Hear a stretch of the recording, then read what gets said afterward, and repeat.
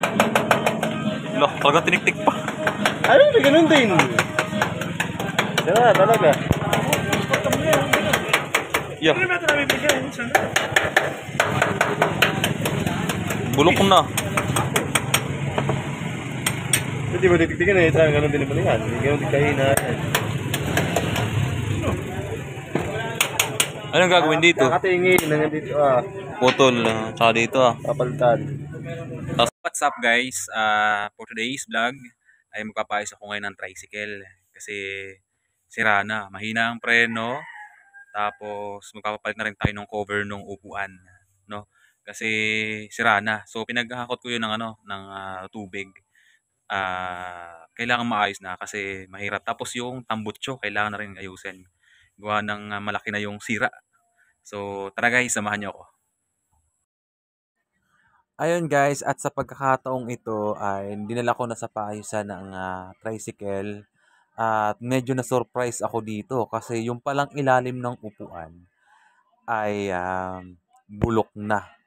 Kung hindi ko pa pinaayos at binuklat yung tricycle, hindi ko malalaman na bulok na pala yung ilalim ng tricycle. Ang mangyayari nito ay mapapa-welding pa yon, papalitan ng tubo para bumalik sa dati. Gawa ng baka naman malugso o masira lalo. Pero hindi ko muna mapapaayos kaagad kasi nga gawa ng wala pang budget. Bali naka-budget lang yung pinaayos ko yung upuan.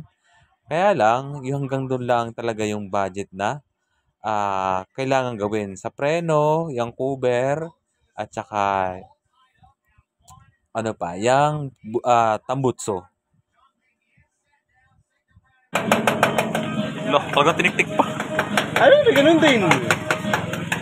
Sira talaga. Yeah. Bulok na. Hindi ba titiktikin na ito? Ganun din naman yan. Hindi ganun din kahina yan. Anong gagawin dito? Kakatingin na nga dito Putol, tsaka dito Kapalitan. Tapos ikakat dito Pag di mo pinagayon lahat yung madadami. Okay lang kahit ang karga. Nagkakapat na muna din. Ang kawating ko na may para di masaya niya.